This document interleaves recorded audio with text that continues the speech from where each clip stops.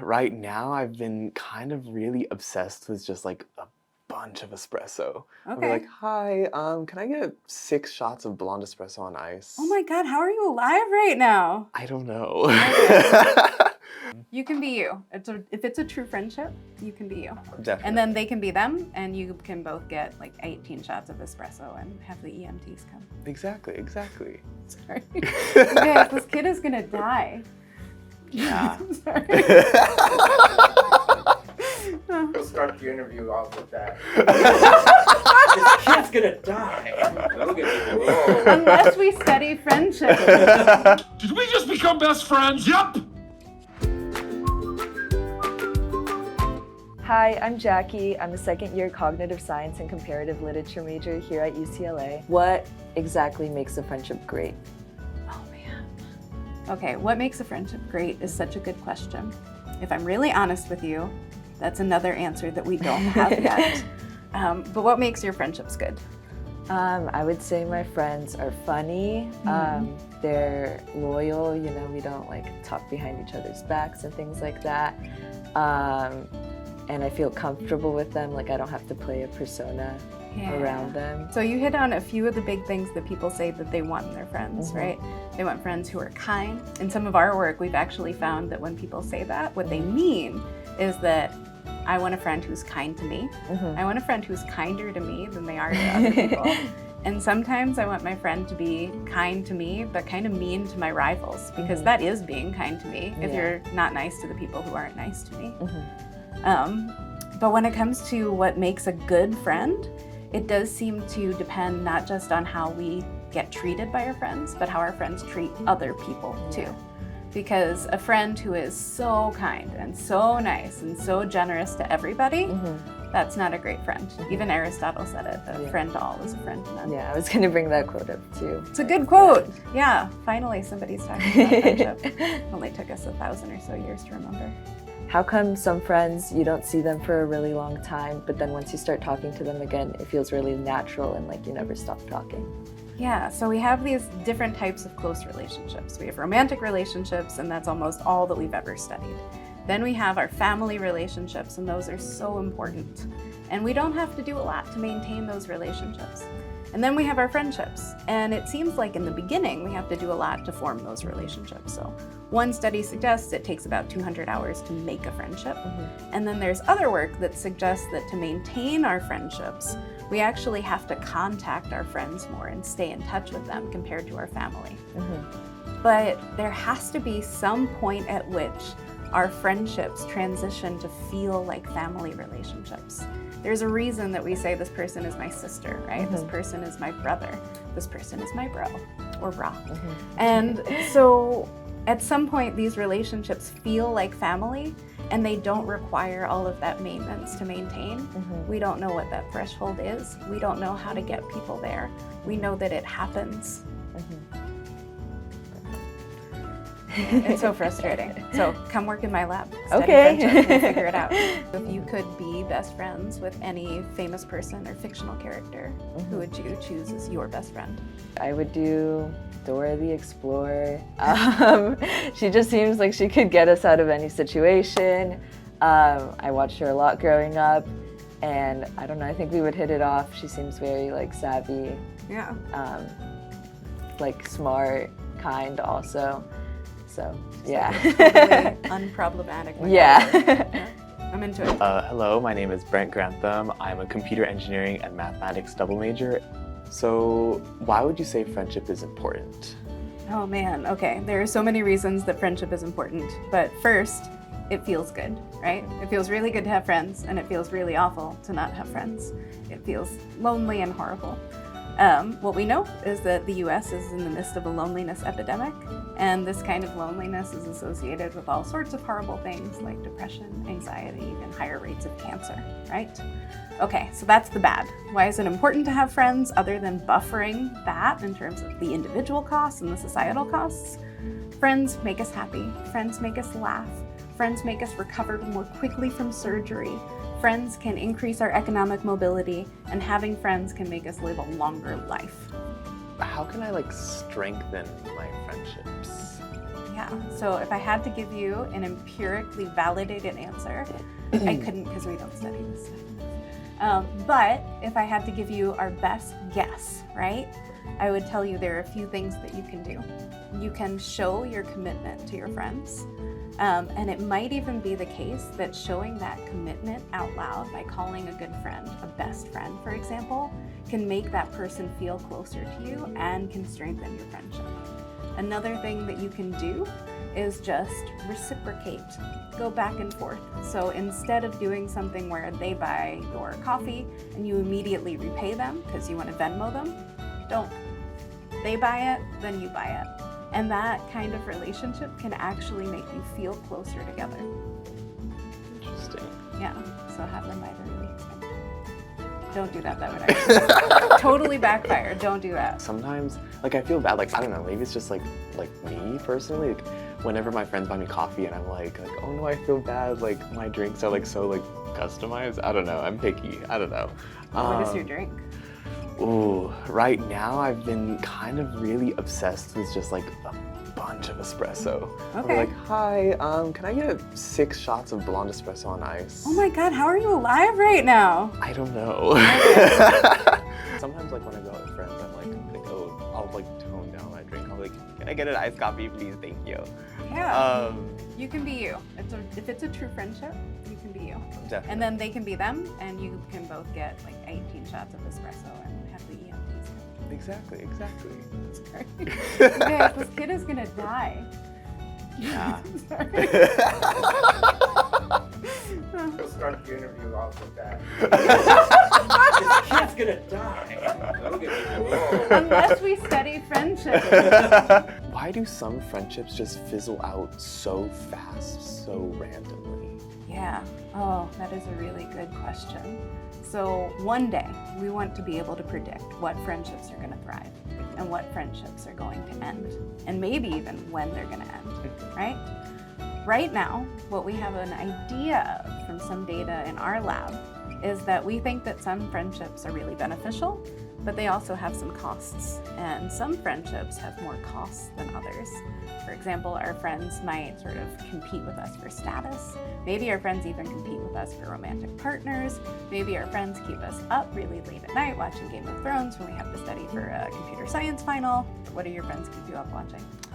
I don't really watch TV, but me and my roommate, we love to watch Family Guy. Oh my God. Okay, your friends keep you up really late at night watching Stewie say things that you could get canceled for. Okay. And so as much as that's a good friend, right, that friendship might also have some costs to it. And it's probably those friendships that end up fizzling out. But another component of this is that friendships aren't just one-on-one. Friendships exist embedded in these wider networks where other people interact with our friends, and our friends have these independent relationships with other people that can affect our friends, and they can affect our friendships, and they can ultimately have effects on us. For example, if they start becoming really good friends with our friends and our friends don't have time for us anymore, right? And so there are a million reasons why friendships can fizzle out. It's the ones that stay even when the times are tough. Those are the ones we really want to be able to find and predict and help people make. Can I ask you a weird question? Mm-hmm. Okay, so there's this fast friends paradigm to make people get closer together. And one of the early questions in the paradigm is if you can invite any well-known figure to dinner, maybe to be your friend, who would it be? Bosco from RuPaul's Drag Race. That kind of sounds like fun. Why not RuPaul? Why not go to the top? I would, but I watched some of RuPaul's TikToks recently and I'm like, what is going on? How come for some people it's so easy to like build relationships, friendships, any kind of bond, but for other people it's like so difficult and it takes them so much like time and energy and they just try so hard, but it never ends up working? Yeah. Okay, so this is one of the big mysteries. Why are some people really good at making friends? And why do some people struggle so hard to make friends? And so if you think about friendship as the realization of solving a few of these big challenges, you have to find a friend, you have to make a friend, they have to have time for you, they have to want to be friends with you too, you have to get closer, and then you have to do all that you have to do to keep the friend. it actually is kind of magic that they're friends at all, right? But why are some people really good at that magic and others aren't? We don't really know. Some people are extroverts, they meet more people, it's easier. So that's one answer. Some people have more time for it, right? If I had to give you a single answer, it would be, we don't know, come study this, work in my lab, and let's solve friendship. Yeah. This whole thing is just a pitch to get undergrads to work in my lab. Really? Hi, my name is David Shaver, and I'm a cognitive science major here at UCLA. How does friendship change based on factors like age and gender? Oh, that is a really good question. Okay, so let's take gender first, because there are some really well-known differences. And throughout the lifespan, people end up in same gender groups. But one of the biggest differences is that girls and women tend to have one-on-one, really close friendships. There's a lot of evaluative talk. We share secrets. We share who we don't like, right? A lot of talk, and they're considered face-to-face friendships. They're really emotionally close. By comparison, boys and men's friendships tend to be larger and looser groups, so they have more friends. Even in their Facebook photos, are you like old enough, young enough? I don't really use Facebook, but I know about Facebook. Dinosaur, yes. So they change based on gender and they change based on age. One of the coolest things about growing up and getting older, and I really look forward to this, is that you get rid of the friends that you don't have time for, you don't feel bad about it, and you just keep the friends that you like. I am making a list. Who are you gonna cut off? Yeah, when I hit 75, I am retiring, and I am just telling you I hate you. I like that. Yeah. Do you have a friend that you wanna? We've been there, yeah. Okay. I also have my list. Does like sexual orientation kind of play a role in the difference between like how men and women make friends too? Yes, okay, so I'm so excited about this. So every time I teach a class in social psychology and I talk about friendships or I talk about romantic relationships, the very first question someone asks is, well, what about people who aren't straight? And our answer is, well, there's this one study from 1993, but yeah, we don't know. So I am really excited because my colleague and actually my best friend, Dr. Keela Williams at Hamilton College, we're collaborating on a nationally representative study. So if you come back to us, one day we are going to have the answer to this. It's forthcoming and the data are going to be collected shortly. She really is my best friend. We were lab mates together. For the first year that I knew her, I thought she hated me. Oh, wow. It Why? was just her face. No, 100%. Look her up, you'll understand. Hi, Keela. What makes college an important time for friendship? Yeah, so these might be some of the friendships that you keep for the rest of your lives. Okay, so that is one thing. You are in a foxhole together, trying to figure out how to make friends, who you are, who you might love, what you might want to be when you grow up, while working and studying and all of these things. It is kind of a critical period, and these friends might be friends for life. Another important reason that college friends are so wonderful, potentially, is that you might meet people here, and through meeting them, they could change the course of your life via upward economic mobility. It is crazy. So we know from Raj Chetty's work at Harvard that having cross-class friendships in youth can actually increase economic mobility. So you might make more money if you make the right friends. I'm gonna be strategic, yeah. Yeah, okay, don't do that and don't include, but no, college is a critical period. You are together, and these might be some of the people that you know forever. How does like dorming together kind of help bond? Because I feel like a lot of the friends that I've been closest with are like I was saying, me and Jackie lived on the same floor. I was neighbors with Adriana. I'm roommates with Brant, so I feel like we're all kind of like bonded that way. But like I feel like, I don't know, like it just kind of came naturally too. Yeah, so there are a few different answers to this question. I'll give you one really kind of common one, and I'll give you one kind of crazy one. Okay, the kind of common one is that you're just gonna see each other more. And so that proximity is a chance to build familiarity, is a chance to build similarity, is a chance to build a relationship. You just have more interaction, right? The second one is that sleeping in the same place as other people is a cue across some social animal species of safety. Sleeping in the same place with these other people, assuming they don't kill you in the middle of the night, is a cue to safety. And you might be more likely to trust these people, to rely on these people, and to look at these people as safe spaces. Yeah. Yeah. Yeah. I told you it was a weird one. Yeah, but it makes sense, sharing a bunk bed, you know. Yeah. You have to have a little bit of trust. Game of Thrones question. You've seen the show.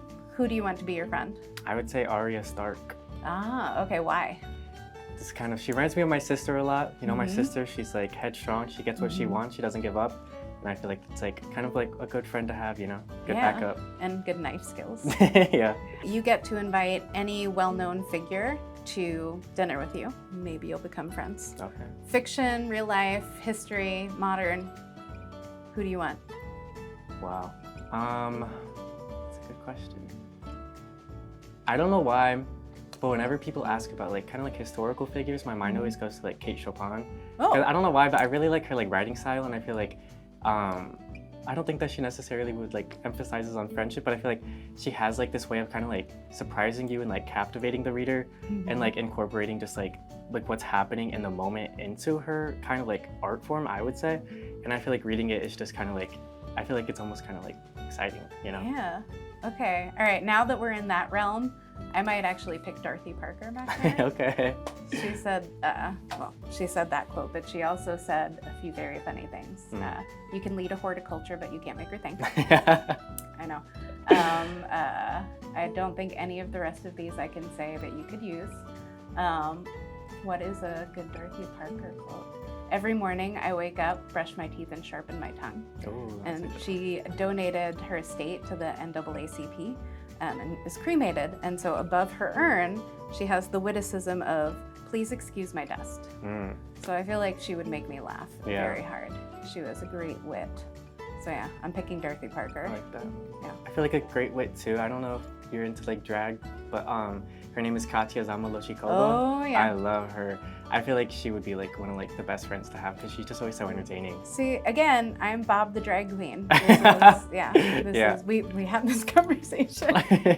Everybody tells me I should be friends with Katya, but I would say. all right, I will take Katya and Bob the drag queen. Combo. I'm not even wearing Spanx. Like that's what's up. That's really comforting. Yeah. Hi, I'm Adriana Mendoza. My major is applied linguistics with a double major in anthropology. What would you say makes a good or bad friend? Okay, so good friend, different than bad friend. Yeah. Let's start. What makes a good friend, right? There are a lot of things that can make someone a good friend. One of the most important things is that you have friend preferences, right? You have desires that you want your friend to be funny, you want your friend to be nice, you want your friend to be sweet. Very cool. How close can you get to those preferences, right? Because we have preferences for a romantic partner too. So who is your ideal romantic partner or celebrity crush? Me? Mm-hmm. I like Peter Parker. Okay. Like Tom Holland, Peter Parker? No, the character. The character Peter Parker. All right, so you want your romantic partner to be short, good at math and science, and a mutant from the Marvel Cinematic Universe. Maybe the second part can be optional. But Okay. The third one, I think. So, but you have some preferences in a romantic partner, and you know you can't get all of those preferences. Yeah. So maybe you end up with somebody who is a, Spider-Man-esque character. I don't know, Nightcrawler. You end up with Nightcrawler. It's not quite Spider-Man, but that person almost meets your preferences, right? We can't always get what we want in friends. Yeah. So what makes a good friend is somebody who is really close to our preferences, or as close to our preferences as possible. We want someone who's honest, we get an honest friend. We want someone who's funny, maybe we don't get the funniest friend, but we get somebody kind of close. Yeah. Another thing that makes a good friend isn't just how our friends treat us, but how our friends treat other people. And so we have some data in our lab where we looked across 6 different continents. So people in Nigeria, people in Kenya, people in Australia, people in China. We asked them, how helpful is your friend? If your friend helps you and only you, helps you and helps your rival, helps neither of you, or helps your rival and not you. Right? Yeah. So there are 4 different possibilities. And what we find is that, you know, you might expect if your friend helps everybody, your friend's really helpful, Yeah. right? My friend helps me and my rival, super helpful. Yeah. What we find is that actually, if my friend helps me and only me, I think my friend is more helpful to me than if my friend helps everybody. So we want our friend to be nice to us, and we don't necessarily want our friends to be as nice to everybody else. So what about the bad friend part? Oh, there are many things that make Yeah. someone a bad friend. So they could just be low in the qualities that you want in a good friend. Yeah. They could be a bad friend for not having your back, not helping you when you're in need, exploiting you. But the number one thing that people seem to think makes for a bad friend is a friend who is selfish. What is an advice that you can give to someone that just had like a friendship breakup or a friendship has ended recently in their life? Okay, so friend breakups are actually really common. They might be more common among women than they are among men. Yeah. This is true. But we don't have the best data on it, but it's probably true. Yeah. All right, so what happens when you break up with a friend? And what is the best advice? Here's the thing. We know that romantic breakups are hard, and we kind of honor that. We might bring our friend flowers or ice cream, right? Like, hey, feel better. But when a friend breakup happens, we don't honor that in the same way. We don't think to do that in the same way.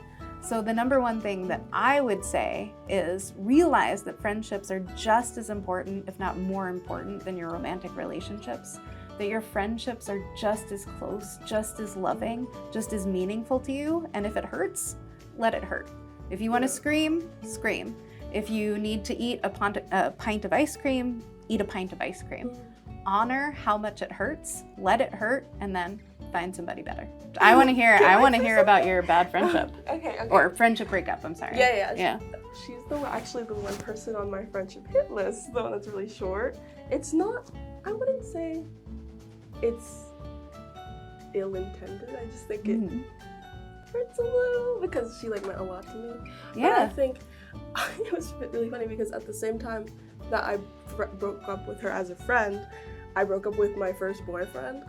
But it hurt more that she stopped being my friend. I hear that all the time. So I hear that from girls in high school, from women in college. I hear that from an older woman I do Pilates with. They say the friend breakup, that was harder than their divorce. Yeah. It wasn't, but yeah. No, I think it is really true. And I say that all the time now. I like to pretend I have a little more wisdom than I actually do. Everyone does. Yeah. That's basically my job description.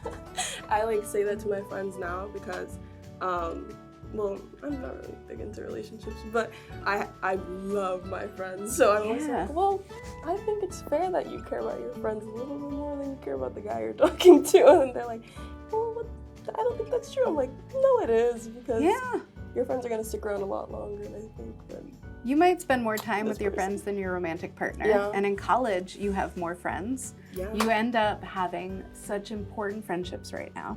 And if our friendships are just as important to us as our romantic relationships, how come we don't know how the heck they work? Exactly. It's mind-blowing. No, I think that too. Yeah. You know what? Your work is so. I was reading like your papers earlier. Oh my They're God. so good. Thank you. You're gonna make me want to hide under the desk. I don't take No, compliments. you can't even hide under this desk. I can go on the other side. Do you think the shows we watch in our childhood heavily impacts or does really anything to impact how we choose our friends later in life? Or would you say it's like no? I think There's no the stories that we see and the stories that we tell ourselves about friendships and how they work really might affect what we think friendships are, how they should look, and how we handle them. Yeah. That's going to be a little bit scary for me because like my big shows were Buffy the Vampire Slayer, and like, Sons of Anarchy, and so my friendships might be unnecessarily violent. Okay. That's kind of scary. What were your shows growing up? My favorite show was My Little Pony Friendship is Magic. Oh, wow. Yeah. That was my favorite show. But I think it's because when I was smaller, I was much shyer.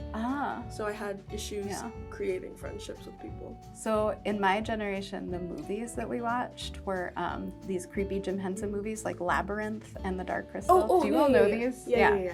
Okay. So they are so creepy. And I think that's why millennials are as broken as we are. My Little Pony, Friendship is Magic, did you call it? Yeah, that's the one. Yeah. Okay, yeah, It's the you new should come one. work in my lab. It's not the one that like looks kind of creepy and they don't have any facial features.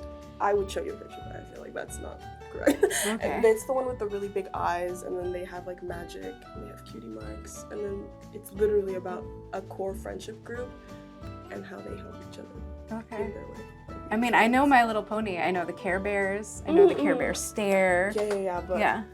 I feel like that's probably healthier than Sons of Anarchy. I'm not gonna lie. Do you think that those shows have affected your friendships I think now? so. I have like Okay, how? my perception of friendship is like I put my friends on like this very high pedestal, I think. Gotcha. So, but I think it's very telling because every show I watched was like, Yeah. it was friend groups and friends and like duos.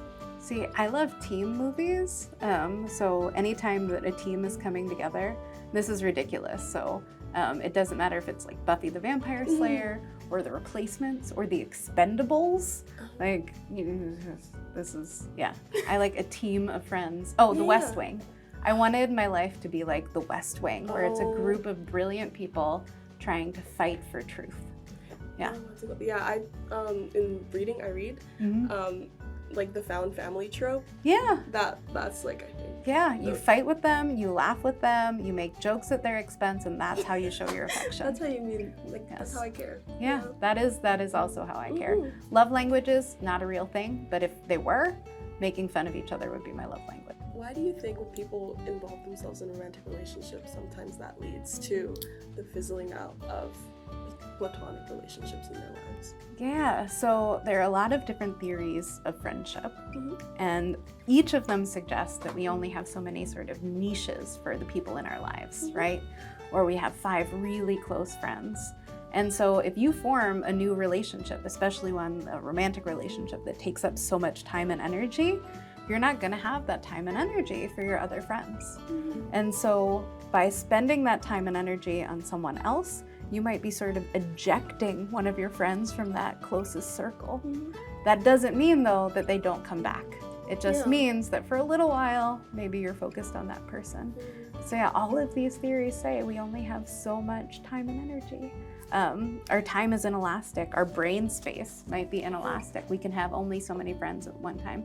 So guess the number of friends that you can have at one time, or Like people in your close social friends? network. Close friends or like, So Robin Dunbar would say, how many people you feel comfortable with, like if you saw them in an airport, you would sit down and say hi.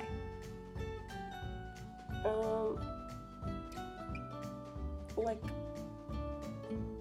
8. Okay, so that is actually closer to my number, but they would say 150 is about the average. I was gonna say 10. Yeah. I mean, I think we're just more discerning than most people. Yeah, one of my closest friends at the time, I think she decided she was closer with my boyfriend than she was with me. Okay. So, Yeah. it was really annoying, I think, because we had been friends for like 8 years. Oh my God. And she had met him like 3 months. Oh my God. I'm so sorry. It's okay. Those things really hurt. They really Yeah. do. And we'd have to sort of pretend that they don't. We don't get time off to go to our friends' funerals. We don't get the same kind of understanding when a romantic partner or a family member dies. But sometimes we're closer to our friends than we are to our partners or our family. Yeah. I feel what you're feeling. Believe me. I ugly cried for days. So. Are No, you I saying did. I'm crying ugly? You're not ugly crying. I'm saying I ugly cried for days. You're pretty crying, and you're only Thank doing it for you. like half a minute. There's this alliance hypothesis of friendship. And one of the ideas is that we sort of have a hierarchy of our friends, right? Yeah. And if 2 of our friends have a conflict, for example, we're gonna take the side of the friend we like better, right? That makes sense. Yeah. And so it behooves you to become better liked. And the way that you become better liked is to make that other person value you more. And you can do that by valuing them more. This is better with like visuals. You need a real PowerPoint for this because it's a reciprocal allocentric network and egocentric network. But one of the things going on might just be, hey, I want that person to like me better than I want that person to like you. I want them to do more for me than they're doing for you. Yeah. And we pretend that friendship is just all positive and lovely and never sad, but sometimes we compete to make our friends like us better than our friends like their other friends. Yeah. And that can be really hurtful. And a lot of the ways that we do that is sort of behind the back reputational gossip. Yeah. So, I mean, what you're talking about isn't abnormal. Yeah. It isn't rare. I think we just don't say it out loud because we're not supposed to cry over our friends. And in reality, that's part of the reason I study what I study, is because my friends made me cry over them. Part of the reason I have spent years studying friendship is because what happened to you happened to me. And it's not weird. It happens a lot. We just don't always talk about it. You can have any fictional character to be your friend. Who do you want to be your friend? Don't say Peter Parker. I won't. Yeah. Romantic. Mm-hmm. But I think I like Jessica Day from New Girl. Okay. Is she the one with the bangs? And the big glasses. Okay. I'm gonna have to watch this and understand what it is, and I will also understand what Victorious is. I will Google these things. Yeah. You should look up Buffy the Vampire Slayer. I think I've watched 2 episodes. They film it, so she goes to college at UC Sunnydale. Oh my gosh. Her dorm is Fran's Hall.